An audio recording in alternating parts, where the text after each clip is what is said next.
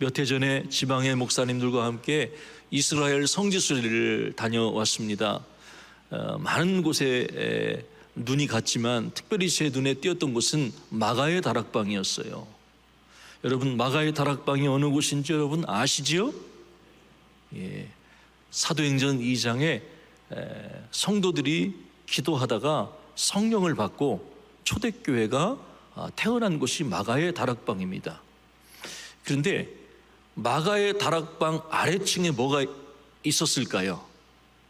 이거는 이스라엘 성지순례 다녀오신 분만 알 수 있는 건데 제가 특별히 여러분에게 알려드리겠습니다. 그 밑에 가면 다윗의 가묘가 설치되어 있어요. 왜 다윗의 가묘가 마가의 다락방 아래층에 세워져 있을까요? 사도행전 2장에 보면은 베드로가 설교할 때 다윗의 묘가 오늘 우리 중에 있지 아니하냐라는 그 설교 내용 가운데 한 부분이 나와요. 유대인 학자들이 과연 다윗의 묘가 어디 있는지를 알지를 못해요. 고고학적으로. 그러다가 그들은 신약 성경을 믿지 않지만 사도행전 2장에 보니까 2000년 전에 베드로가 그런 설교를 했다. 아마 다윗의 묘는 마가의 다락방 아래층에 있을 거다라고 해서 진짜 묘는 아니고 가묘를 만들어 놨어요. 여러분, 그만큼 유대인들에게는 다윗에 대한 진한 향수가 남아 있는 거예요. 여러분, 이스라엘 성을 무슨 성이라고 부르냐면 다윗성이라고 부르죠. 이스라엘 국기에 보면은 큰 왕별이 하나 있어요. 그거를 다윗의 별이라고도 불립니다. 그래서 온통 이렇게 다윗을 생각하고 존경하는 나라가 이스라엘이에요. 자, 여러분, 주일학교 학생들도 아는 다윗 이야기 첫 번째가 뭐죠? 다윗과 골리앗 이야기입니다. 참, 여기 오늘 주일학교 아이들이 이 새벽에 나왔어요. 너무 귀하고 또 축복합니다. 아주 소망 있는 교회네요. 그래서 이 다윗과 골리앗 이야기가 주일학교 아이들도 알려질 만큼 많이 알고 있지요. 문제, 그 사건의 발단이 어떻게 되지요? 자, 이스라엘과 블레셋과 전투가 일어났습니다. 그래서 다윗의 아버지 이새가 형들의 안부를 묻기 위해서 다윗을 전쟁터에 내보내는 이야기지요. 그런데 여러분, 다윗이 전쟁터에 가서 막상 무슨 이야기를 들었지요? 누구를 봤어요? 블레셋 장수 골리앗을 봤습니다. 그리고 골리앗이 소리 지르는 걸 들었어요. 그게 무슨 소리냐면 만군의 여호와 하나님의 군대를 모욕하는 소리였어요. 그래서 다윗에게 거룩한 분노가 일어나게 된 거죠. 이 할례받지 않은 블레셋 사람이 누구이기에 살아계신 하나님의 군대를 모욕하느냐. 여러분, 이 다윗의 말을 누가 들었냐면 그 옆에 있던 형 엘리압이 들었어요. 그리고 형 엘리압이 다윗을 꾸짖습니다. 내가 어찌하여 이리로 내려왔느냐? 들에 있는 양들을 누구에게 맡겼느냐?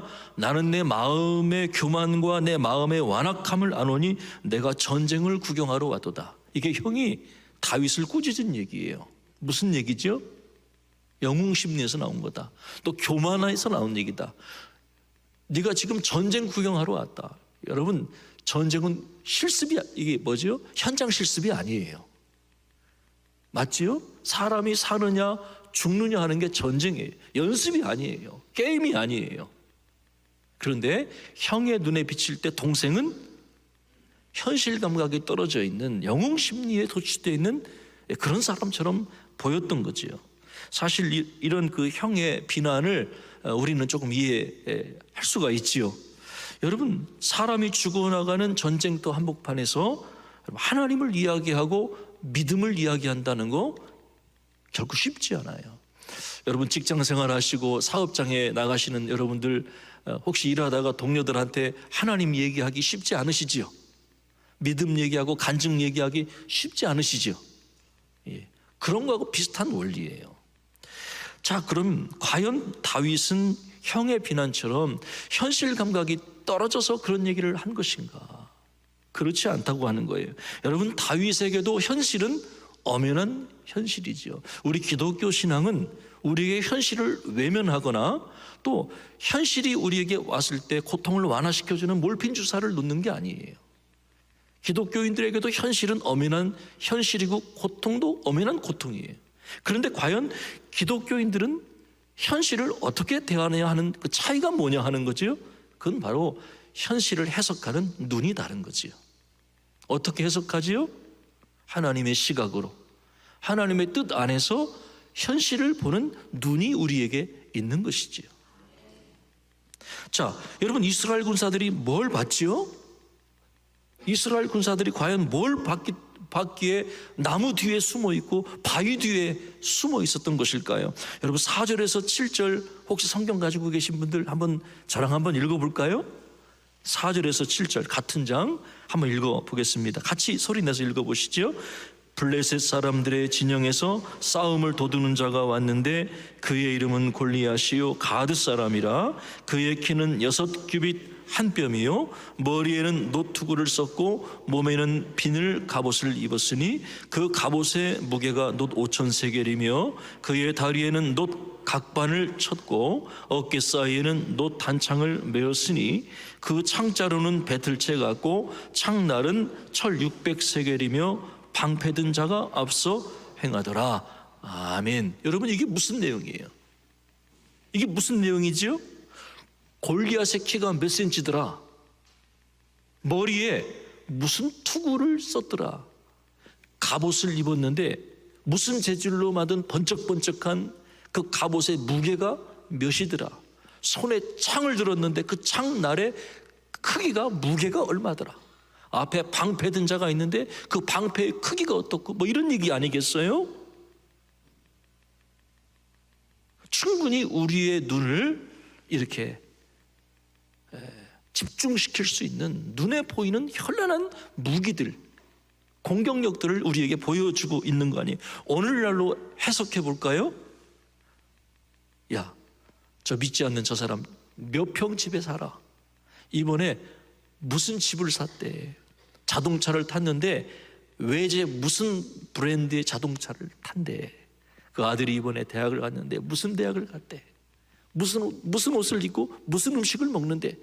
여러분, 이게 다 온통 우리들의 관심사예요. 세상 사람들이 보고 세상 사람들이 관심 있어 하는 거, 그런 것들을 쭉 나열해 놓은 거예요. 그런데 문제는 눈에 보이는 이런 것들 때문에 우리의 마음을 뺏기고 믿음을 빼앗기기가 너무 쉽더라고 하는 거예요. 그래서 이스라엘 백성들은 미처 싸워보기도 전에 보이지 않는 하나님을 의지하기보다는 눈에 보이는 것에, 익숙한 것에 마음을 도적질 당했던 거지요. 그런데 한 가지 더 재미난 것은, 여러분, 골리앗이 40일 동안 뭘 했을까요? 여러분, 그 무시무시한 창으로 몇 사람을 죽였을까요? 16절에 보면 골리앗이 40일을 조석으로 나와서 몸을 나타냈다. 40일 동안 조석으로 아침 저녁으로 자기 몸을 나타냈어요. 왜요? 예? 여러분, 골리앗이 왜 몸을 나타냈을까요? 예, 몸만 나타내도 다 숨으니까, 그게 먹히니까 몸을 나타내는 거예요. 왜 세상 사람들이 집 자랑하고 좋은 차 자랑하지요? 먹히니까. 맞지요? 그걸로 자기를 드러낼 수 있으니까 그거를 과시하는 거예요. 안 통하면, 그런 것이 안 통하면 드러낼 이유가 없지요. 이 세상에 통하기 때문에 드러내는 거예요. 또 우리는 그걸 보고 거꾸로 주눅이 들어요. 여러분은 안 그러시는 것 같아요. 그런데 여러분, 40일 동안 조석으로 몸을 나타냈던 골리앗이 실제로 몇 명을 죽였냐면 한 사람도 죽인 사람이 없어요. 그냥 조석으로 나타나서 몸을 보이고 소리만 질렀어요. 한 사람도 실제로 죽인 사람은 없어요. 그런데도 이스라엘 백성들은 그 눈에 보이는 것에 붙들려서 몸을 낮추고 두려움에 휩싸였던 거지. 11절에 보면 사울과 온 이스라엘이 블레셋 사람의 이 말을 듣고 놀라 크게 두려워했더라, 이렇게 기록하고 있거든요. 자, 반면에 다윗은 어떻게 했습니까? 32절에 보면은 다윗이 사울왕 앞에 가서 이런 얘기를 합니다. 다윗이 사울에게 말하되 그로 말미암아 사람이 낙담하지 말 것이라 주의 종이 가서 저 블레셋 사람과 싸우리이다. 다윗이 자신을 뭐라고 그랬지요? 주의 종이라고 그랬어요. 한번 따라 합시다. 9월 첫날이니까 나는 주의 종입니다. 아멘. 32절에도 그랬고요, 34절에도 그랬고요, 36절에도 그랬어요. 한 번만 얘기한 게 아니라 반복해서 저는 주의 종입니다. 주의 종은 눈에 보이는 게 붙들려 사는 게 아니라 하나님을 바라보고 살아가는 거지요. 여러분, 우리 그리스도인들은 두 가지 현실로 살아가는 사람들이에요. 첫째는 눈에 보이는 살벌한 현실 속에서 우리도 살아갑니다. 그래서 때로는 숨이 막히기도 해요. 그러나 또 한편으로는 보이지 않는 하나님과의 관계 안에서 살아가는 존재가 우리 그리스도인들이에요. 두 가지 존재로 살아가는 거예요. 그래서 우리가 하나님과의 관계 안에서 나 자신을 새롭게 바라보고 현실의 벽을 뛰어넘을 수 있어야 한다는 거죠. 눈에 보이는 상황에 내 마음을 빼앗기지 않고, 그리고 다른 사람의 말에 넘어가지 않는 강인함이 필요한 거예요. 자, 형 엘리압이 다윗을 비난하자 다윗이 어떻게 했지요? 30절에 보면 돌아섰다고 돼 있어요.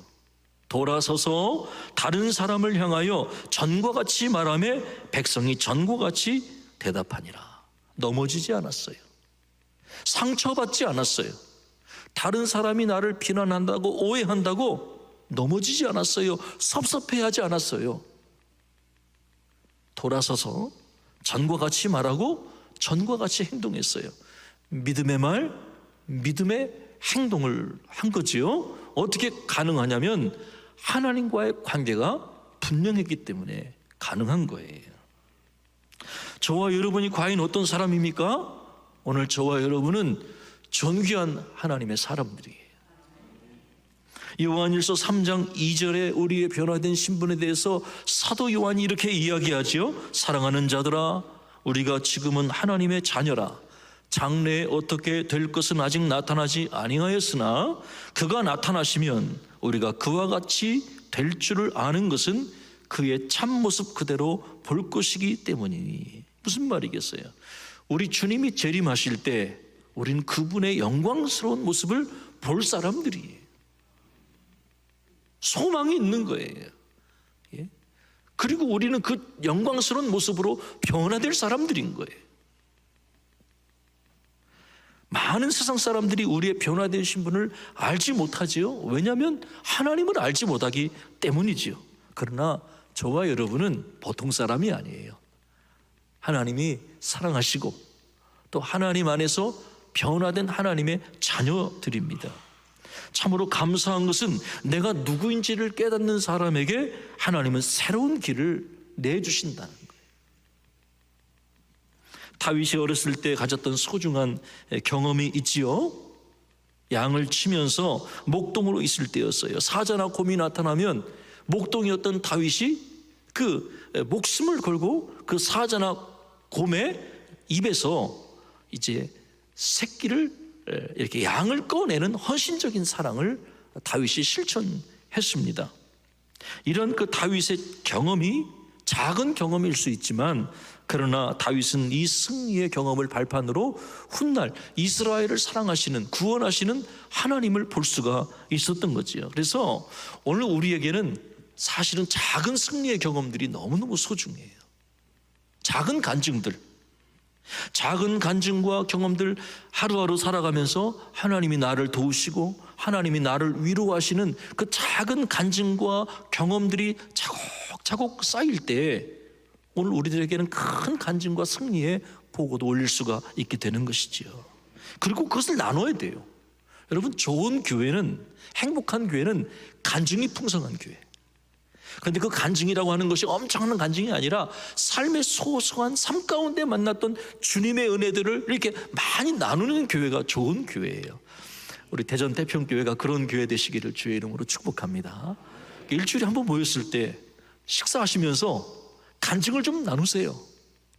하나님이 지난 한 주간 우리의 삶을 어떻게 인도하셨고 말씀을 통해서 기도 응답을 어떻게 주셨는지 뭐 큰 것이 아니더라도 조그마한 것 자기가 느낀 거를 이렇게 사람들하고 나누어 보세요. 그게 모이면 위대한 교회가 되는 거예요. 그게 자녀들에게 전수하면 신앙의 전수가 되는 거지요. 예? 또 우리 하나님께서 각자에게 주신 은사와 장점을 발견하는 일이 중요하지요. 사울왕이 자신의 군복과 투구와 옷과 심지어 칼을 다윗에게 줬습니다. 그런데 다윗이 사울왕의 투구와 갑옷을 입어보니까 영 불편해요. 자기 몸에 맞지를 않아요. 오히려 그것 때문에 싸움에 나갈 수가 없어요. 그래서 다 내려놓고 다윗이 뭘 취하냐면 자기한테 딱 맞는 물맷돌 5개를 취하잖아요. 그리고 하나님을 의지하고 자기한테 맞는 무기를 가지고 전쟁에 나가게 되죠. 저는 12년 전에 목사님께서 좀 말씀하셨습니다만 그 과정 속에서 노 권사님 지금은 이제 천국에 가셨습니다만은 79세 되셨던 노 권사님 한 분하고 교회를 개척하게 됐어요. 성도가 없어서 사실은 몇 달 동안 늘 이렇게 길에 나가서 전도지를 나눴습니다. 그런데 한 분이 몇 달 만에 전도지를 받고 저희 교회를 방문했어요. 그런데 그때 이분이 교회를 딱 들었는데 성도가 할머니 권사님 한 분만 딱 앉아있는 걸 보고 엄청 부담스러우셨나 봐요. 성도가 없으니까 이분이 예배 시간 내에 불편해 하세요. 그리고는 예배 마치고 돌아가셔서 이제 연락이 끊어졌어요. 제가 금요 기도회 시간에 참 마음이 너무 아팠습니다. 그래서 하나님한테 기도하면서 이런 기도를 했어요. 이렇게 여러분 장의자 다 앉으시는 그 장의자, 그 빈 장의자에 수건들을 쭉 걸어놨어요. 그리고 그 수건에다가 한 장 한 장 손을 얹고 간절히 기도했습니다. 하나님, 이 수건이 걸린 자리에 하나님 사람 보내주세요. 함께 예배할 수 있는 예배자 보내주세요. 이렇게 수건들을 여러 장 걸어놓고 한 장 한 장 정성스럽게 그 수건 위에다가 기도를 심었어요. 손을 얹고. 참 한 영혼이 너무너무 귀한 거를 개척하면서 많이 느끼고 있습니다. 그런데 하나님께서 그 기도를 받으세요. 그 눈물의 기도, 그 심는 기도를 받으세요. 지금 조금씩 그 열매를 거두고 있습니다. 그래서 성도들하고 그 열매를 함께 나누면서 요즘 조금 행복해지고 있어요.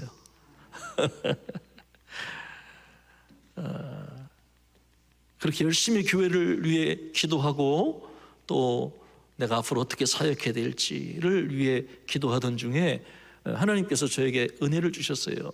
하나님께서 우리에게 말씀하신 여러 통도 가운데 하나가 또 꿈이거든요. 매번 꾸는 것은 아닌데 하나님 특별한 꿈을 저에게 허락해 주셨어요. 제가 꿈에 어느 분이 저에게 찾아와서 저 산꼭대기에 허름한 기도원을 하나 보여주셨어요. 그리고 저보고 그 기도원을 좀 맡아서 사역을 해달라고 부탁을 하시더라고요. 그런데 그 기도원에는 산꼭대기에 있고 성도가 하나도 없어요. 건물만 남아있어요. 그런데 제가 산 중턱에 이렇게 내려가 보니까 산 중턱에 맑은 샘물이 막 올라나오는 거예요. 그래서 그 맑은 샘물을 여러분 혹시 수동식 펌프 아시지요? 마중물 넣고 열심히 펌프질하면 나오는 분 아시지요? 그거를 설치했어요. 그리고 호스를 연결해서 호스를 산꼭대기에 있는 기도원 마당에다가 흘려보냈어요. 그리고 밤새 열심히 펌프질을 한 거예요. 꿈인데 얼마나 힘들었는지 몰라요. 얼마나 외로웠는지 몰라요. 근데 꿈인데도 외로움이 느껴지고 힘듦이 느껴지나요? 느껴지더라고요. 밤새 펌프질을 한 거예요. 그런데 놀랍게 조금씩 물이 차기 시작하더니 산 중턱에 옹달샘에 있던 맑은 샘물이 제가 펌프질하는 사이에 조금씩 올라가기 시작했어요. 어디로요? 산 꼭대기에 있는 기도원 마당으로 올라가기 시작했어요. 그리고 그 물이 기도원 앞마당에 철철철철철 넘치게 됐어요. 생수가 올라가게 된 거예요. 어느 분이 등장합니다.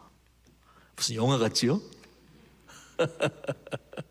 어느 분이 등장해서 여기는 원래 물이 없는데 어떻게 이런 맑은 물이 나지? 희한하네? 그런 소리를 해요. 그리고 그 소리를 듣고 사람들이 인산인해를 이루어요. 많은 분들이 그 물을 먹기 위해서 산 꼭대기에 사람들이 모여들기 시작했어요. 그리고 잠시 후에 거기서 임직식이 열렸어요. 가슴에 이렇게 꽃다지를 하고 지방의 목사님들, 교단의 유명한 목사님들이 와서 거기서 축사를 하고 이렇게 설교를 하고 일꾼들을 세우는 임직식을 하고 있었어요. 그런데 저는 그 임직식에 참석을 못하고 뭘 하고 있었냐면 그 밑에서 펌프질을 계속 하고 있었어요. 그러다가 잠에서 깼어요. 얼마나 힘들었는지 몰라요. 그러니까 저는 밤새 펌프질만 하다 깬 거예요. 외로웠어요. 그런데 제가 가만히 생각해 보니까 이 꿈이 보통 꿈이 아니에요. 하나님이 저에게 주신 꿈 같아.